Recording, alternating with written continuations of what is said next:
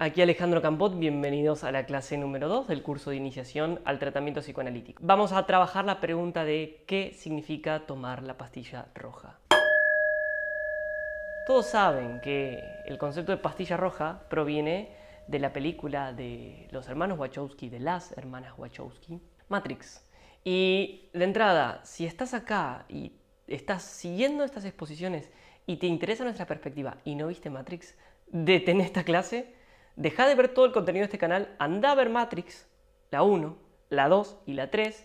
Podemos negociar Animatrix y después volver. En Matrix tenemos un personaje llamado Neo, en verdad Mr. Anderson, no me acuerdo el nombre, pero Mr. Anderson que vive en una realidad agotada de sentido, triste, solitaria, gris, con un trabajo respetable como programador, pero muerto en vida, con una pregunta en su interior potente, crítica, subversiva. La propuesta de Morpheus al darle la pastilla roja es saber, conocer, ver, visionar, discúlpenme el neologismo, abrir, tener la experiencia de saber qué es la Matrix. Recordarán esa escena, estoy muy tentado en estas clases irme echando con escenas de Matrix. Creo que YouTube me va a vetar si hago eso, porque copyright. Morpheus le dice a Neo que si él se toma la pastilla roja, no hay vuelta atrás. Cuando Neo despierta a la verdad de su vida como esclavo, conectado a que una serie de máquinas le chupen su energía, él despierta a un nuevo estatuto ontológico. En otras palabras, a otra realidad. Y esa otra realidad tiene variables y constantes diferentes a las que tenía su vida acotada, encajonada y gris en la Matrix. Él adviene a un sentido vital saliendo de la Matrix. Adquiere sentido su vida y su existencia a través de encarar su camino del héroe. Quien tiene coraje, quien se anima, los valientes, no son personas que no tienen miedo, no son personas que no tienen miedo. Son personas que hacen, que dan el paso, que saltan aún teniendo miedo. Esa es la realidad. Esa es la realidad. El miedo es parte esencial de la vida. Pero cuando el miedo lo lleva a uno a que uno no actúe, es donde se vuelve un problema. Tener coraje es tener corazón. Animarse es tener ánima. Implica un despertar, un abrir, un hacerse una pregunta que te lleve a interrogarte de verdad por tu propio interior. De verdad. No de mentira. Mucha gente que dice tener introspección, es de mentiritas la introspección que tienen. Dicho sea de paso, ¿qué es introspección? Es ver, un intento de ver qué hay en el interior, en la dimensión intrapsíquica, endopsíquica, en mí.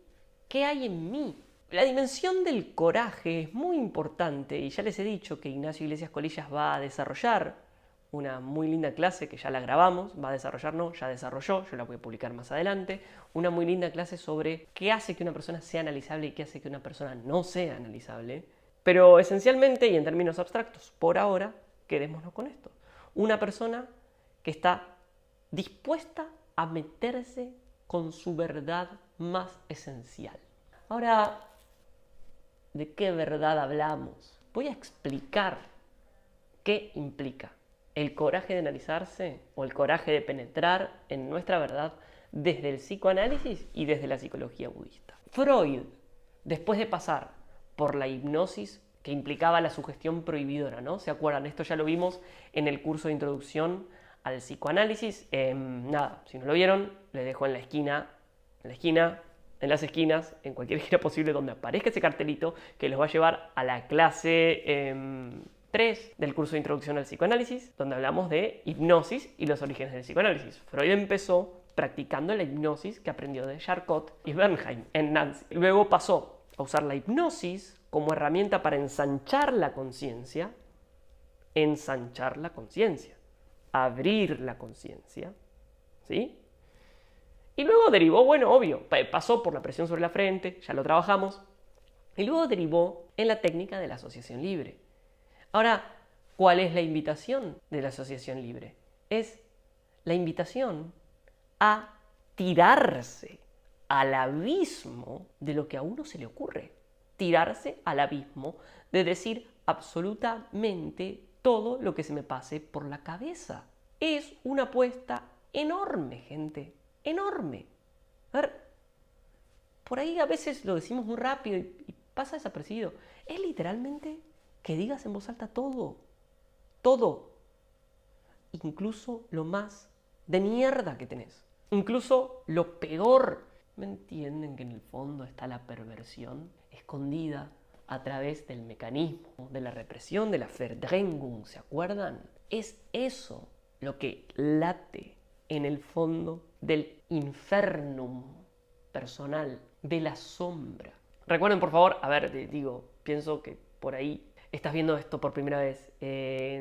Recomendación para trabajar neurosis perversión, bueno, las clases del curso de introducción al psicoanálisis, y también hay una pequeña exposición que subí, creo que por enero, sobre fantasías perversas en la neurosis que te recomiendo ver, porque no es lo mismo. Bueno, y también hay una clase entera sobre perversión y neurosis.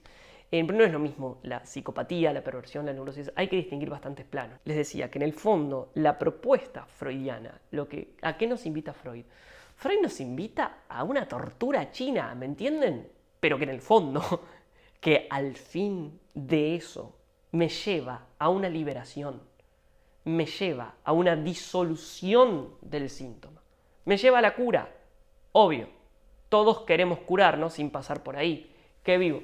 Por eso evitamos muchas veces los lugares donde nuestra verdad se juega y tratamos de ir a los lugares donde no está nuestra verdad, donde no nos la vamos a encontrar, donde no hay nada que ver de nuestro interior en ese exterior que estamos frecuentando. Lo evitamos. El coraje de tomarse la pastilla roja, de inaugurar una verdadera pregunta: ¿por qué siento? ¿Qué me pasa? ¿Qué hay en mí? ¿Qué tengo adentro? Esa pregunta implica un salto. Y obviamente que este salto se da en proporciones. Uno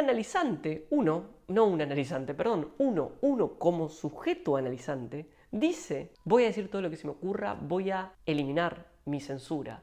Y empezamos a transitar. Ni bien empezamos a hablar, ya estamos eligiendo, ya estamos determinando juicios, ya estamos sacando cosas. Es decir, no respetamos esa regla. Hay una resistencia a decir todo lo que se me ocurra. Hay una inneren Widerstand.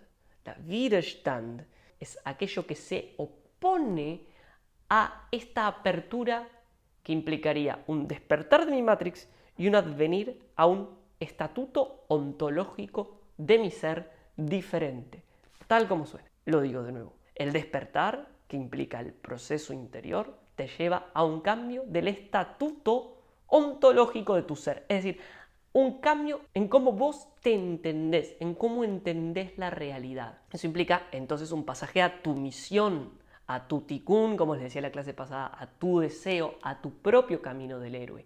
¿Que cuál es? Yo no te lo puedo decir. Nadie te lo puede decir. Tu propio proceso de liberación te lo puede decir. Y el analista ahí es una primera puerta para dar, si se quiere, inauguración a este camino. Es una primera puerta posible. No es la última puerta. No es que con el alta analítica termina todo. Al contrario, las cosas empiezan con el alta analítica. Y mucho menos se pasa a un lugar sin sentido o donde no hay sentido, ¿no? O donde no hay cosmovisión o cosmogonía. Con el alta analítica empieza realmente tu función. Tu función en términos de la sublimación que transforma tu energía densa en energía sutil, creadora, que te genera felicidad, básicamente. El psicoanálisis es una herramienta para ser feliz. Hace 2500 años, Siddhartha Gautama Buda, después de abandonar sus hábitos de príncipe y devenir el despierto a través de su proceso, enseñó un método para liberarse del sufrimiento. Implicaba esencialmente el método penetrar en la verdad última de mi ser. Ahora, para llegar a esa verdad última de mi ser, tengo que cumplir ciertos requisitos. Uno de ellos, y el más esencial, es que yo no puedo ver mi verdad con una mente que es igual a la de un mono salvaje que salta de rama a rama y está a los gritos todo el tiempo y no tiene fuerza. Una mente débil es como un músculo débil Es como alguien que nunca ejercitó su cuerpo y de repente quiere ir al gimnasio. Y bueno, va a tener que empezar con muy poquitas cosas, muy de a poquito para que ese músculo empiece a crecer. Lo mismo pasa con la mente. Es muy interesante, en el budismo hay 5 sentidos más 1. O sea, hay 6 sentidos, ¿no? Está la visión, el olfato, el gusto, el tacto, el oído y la mente. El sexto es la mente. La mente produce sensaciones. Ahora, si yo tengo una mente salvaje, que no la puedo llevar por caminos porque anda saltando como mono de rama a rama, primero tengo que entrenar esa mente. Tengo que llevar la mente a un estado de calma para poder ver mi verdad interna. Es similar a ver las estrellas. Si yo quiero ver las estrellas, quiero penetrar en la verdad última de los astros, de los cuerpos celestes. Quiero ver sus aureolas, sus finezas. Quiero ver las marcas de la luna. Quiero llegar cada vez a pescar cosas más chiquitas que el ojo desnudo no ve. Penetrar en la verdad. Y lo tengo que hacer con un telescopio, gente, ¿no? Ahora, ese telescopio necesita un trípode. El telescopio lo voy a tener que poner sobre un trípode, porque si no lo pongo sobre un trípode, no puedo ver jamás lo minucioso, lo sutil. Bueno, en la práctica de la meditación, el primer paso es ese, calmar la mente a fin de poder ver la realidad. Ese primer paso se denomina samadhi. El samadhi es la consecución de estados de concentración bastante fuertes o ejercitados a fin de poder penetrar en la verdad de qué, de las propias sensaciones. Finalmente, la práctica de la meditación conduce a conectarse, no como la propuesta freudiana de decir todo lo que a uno se le ocurra, sino de conectarse con las sensaciones más finas del cuerpo. Cuando uno se conecta con esas sensaciones, uno advierte una naturaleza esencial de nuestra mente, que es que nosotros nos aferramos a lo que nos gusta y rechazamos lo que no nos gusta. En última instancia, cuando nosotros reprimimos algo, o cuando nosotros sufrimos o tenemos dolor por alguna idea, o por lo que nos dijo alguien, o por alguna sustancia que consumimos, o por lo que sea, en verdad, nosotros no tenemos un problema con lo que nos dijo fulano. En verdad, no es la frase de fulano lo que me hace mal, sino la sensación que me genera la frase de fulano. De la misma manera que uno no es adicto a una sustancia, finalmente uno es adicto a sensaciones. La sensación es lo más inconsciente, está muy ligado al campo del cuerpo. Si están aquí viendo el concepto de triv freudiano, el concepto de pulsión, están en lo correcto. Es aquí donde coincide lo que Freud ve con algo que el Buda vio con 500 kilómetros más de visión, ¿no? Nada que ver la visión de Freud con la del Buda.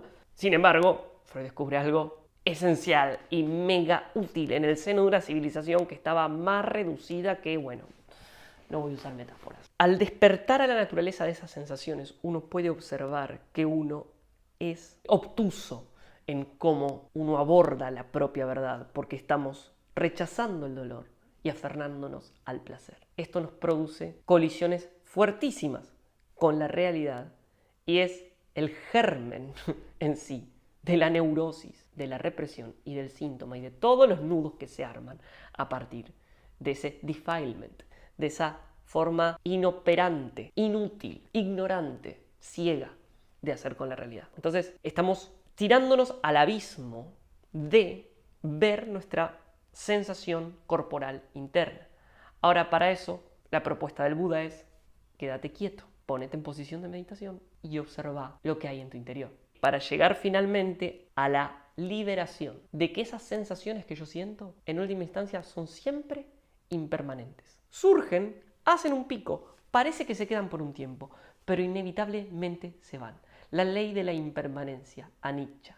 Anicca, en Pali, significa que absolutamente todo el mundo sensible, todo lo que yo veo, mi cuerpo, mi celular, la montaña, el asteroide, todo, el mundo, todo, en un momento se desintegrará. El fenómeno sensible es un fenómeno pasajero. El sufrimiento no adviene simplemente por la naturaleza impermanente de las cosas, sino porque nosotros nos aferramos a formas impermanentes.